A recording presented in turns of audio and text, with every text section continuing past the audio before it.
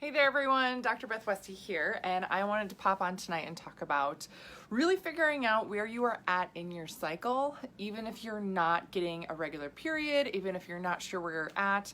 This is something that a lot of women really struggle with, especially when they're working on any fertility issues, because stress, malnutrition of any kind, if you're not sleeping well, if you're nutrient depleted, if you're not getting enough of the right nutrients, that type of a thing can throw your cycle off, and many, many more things, right? Maybe you have PCOS, so endometriosis or fibroids or other hormonal issues going on, and your cycle is irregular. Maybe it's been irregular for years, and you're like, I don't know where to start. I don't know where to look. I don't even know how to track if I don't get my period, right? So what are some other things that I can do to start learning where my body is actually at, and then go from there to really support my regular cycle, support my hormones, and boost my fertility all at the same time? Sounds like a big job, right?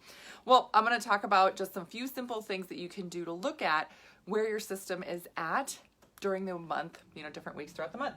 So day one here would be the first day of your period. That's typically when the heavy bleeding happens. This is a big turnover time in terms of hormone. Your hormones for estrogen and progesterone, estrogen is the blue, progesterone is the red here. Your hormones are actually really low at this point. So sometimes this is a time of the month where you might feel really, really different than you do throughout the rest of the month. And then your energy is going to spike, your metabolism is going to spike, you're able to build lean muscle easier, recover from workouts easier because of our good friend estrogen, yes. And then about day 14, right? It can be earlier or later, depending, but about that time, that is when you would ovulate. And when that happens, estrogen starts to drop, progesterone really starts to rise, and you enter the progesterone phase here. Now this feels really different, especially right in the height here of that progesterone phase. Whoo, holy cow, can you feel really different?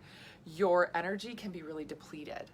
Oh, your system just doesn't respond the same anymore. Everything is totally different, right? You don't recover from workouts the same. Your digestive system doesn't work as well. And your body actually needs more nutrient at this point than it did over here. Yeah. So with knowing some of those things already, you can be like, okay, I could maybe start to pay attention and start to track and write down how I'm feeling, how I'm working out, how that all shifts and changes. You can just go off of your body's energy. And if you start tracking that, figuring out where you're at in your cycle, right? 28 is the end of it. That's when the cycle ends. And then before day one, it starts all over again. Now, you can have a longer or shorter cycle. That's very, very normal. Your cycle can become longer or shorter based on hormones, sleep, stress, all the things as well. So don't worry about that. But again, an ovulation can be earlier or later as well. This is a super fun thing about being female, is that this can all just be changing, right? Like, this is kind of what it is, but maybe not what it is. And who knows for you, right? Oh, if you're under stress, good luck, honey. I don't know either. What kind of advice is that? Yeah, that's kind of how it goes, right? That's totally. Well, this is why it's so helpful to always be tracking for yourself and your body, to always sort of have a pulse on, okay, where your system's at, what it's doing, so you know how to support your system the best it needs, right? So with everything, with more sleep, get more rest, get more recovery time, and more nutrient here. And here's a time where you can push your body harder in workouts, everything else, and it's going to go a lot better for you. So just being aware of that allows you to move through your life. If you're working on fertility, it allows you to tighten up on this, using your nutrition specifically to really tighten up on where your body is at and where ovulation is happening, to really focus on, your body being the most fertile it can be. That I talk more about in my fertility program. So I'll just put a link right here. If you guys want more info on that, you can click the link in the comments below and learn more about the fertility program that I have with women. I work with women that have cycles that can be all over the place, that they're really, really struggling with. And we help you really narrow down what it is exactly you need to work with, how to do that on a day-to-day basis, supplements, nutrition, everything. And then we just maximize and boost it for you and keep it there, right? There's no guessing game, nothing like that. We make sure that your system is functioning the best it can. So I got a ton of more info on that in the comments, so that's kind of fun. All right, how else can you find out though? Besides just how you're feeling, that type of a thing, right? How else do you know? Even what if you skip a period and you're like, oh, I'm not sure, where do I start again? Do I just keep counting? Is that how that goes? I'm not sure. You can, but here's a great way too. This is a really objective way to learn where you're at, and that's through your basal body temperature. Basal body temperature is something that you take right away in the morning. You don't need a fancy thermometer, just a regular thermometer will do. Just when you wake up, and it should be around the same time in the morning. It can be like an hour earlier or later sometimes, that's totally fine, but generally around the same time. You wake up, don't get out of bed, don't drink water, don't go to the bathroom, nothing. Wake up, alarm goes off, turn it off, turn off your alarm, put that thermometer in your mouth, and then record the temperature. That's gonna help you track when you take that day to day here.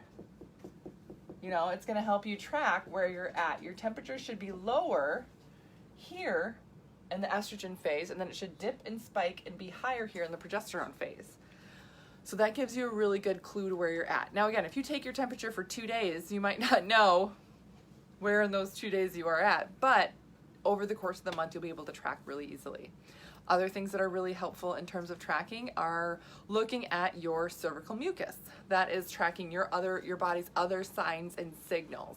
Mucus increases during your fertile window. That's right, you guessed it, that fertile window right in here. Your body has maximum fertility in this window. Now that means that you're more likely to ovulate during this time. That's the fertile window. That doesn't mean it happens and you're fertile this entire time. No. When you ovulate, you're only fertile for a 24-hour period. What? Yes. So it's really important that you recognize the signals of your body that's saying, oh my gosh, my mucus is increasing, oh my gosh, now it's super slippery. That's when you know your body's ovulating. And then it'll still be slippery a little bit afterwards, and still a little more mucus, but then kind of wanes off, right? The important thing to realize about that is that you can time your fertility then, your fertility activities, really specifically then, to be the most effective. That's essentially what you're looking at.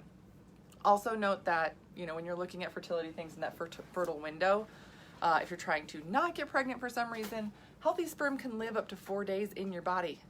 Yeah, so keep that in mind.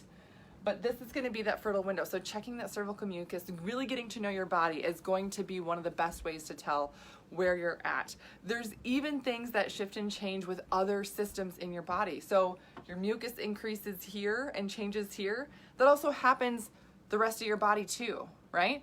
When you ovulate, your sense of smell actually gets better.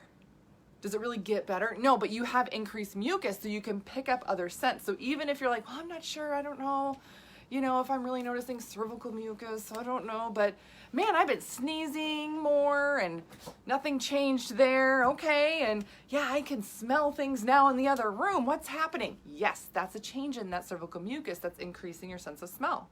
Isn't that fun? Like, the human body is so cool, right?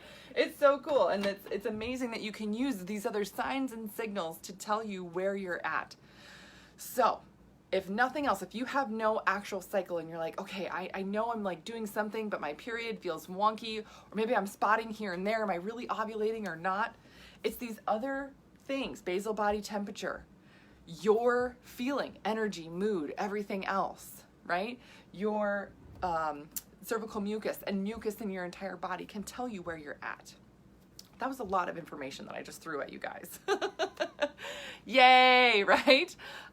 So this is a really fun thing to track, watch, make sure that you're aligning your system with. Again, if you're really looking at increasing your fertility and working with, aligning your food with your hormones in your cycle to get this as regular as possible, to boost your fertility as much as possible, and to learn all the tips and tricks from Eastern medicine that you can incorporate into your fertility routine, that's where click the link in the comments and you can learn more about the fertility program that I have for women. This is the only time I actually work with men, because I work with couples, right? The male and the female side of it. So there's that info there. I have that for you. Other resources I have for you, I have a YouTube channel, Dr. Beth Westy, that you can subscribe to stay updated on all the videos I have.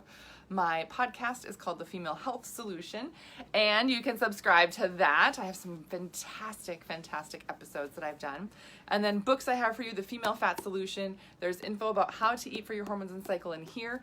I touch a little bit on fertility, but the best place for fertility resources is really the fertility program I have.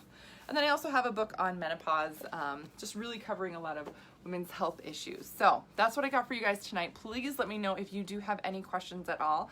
I'm here as a resource. And if you found this helpful, I would so love and appreciate you sharing this with somebody you know that could use this message, because there's so many women out there that are struggling, that are wondering, that are not getting good information about how their bodies work and function and how to use regular everyday things to help their systems work better.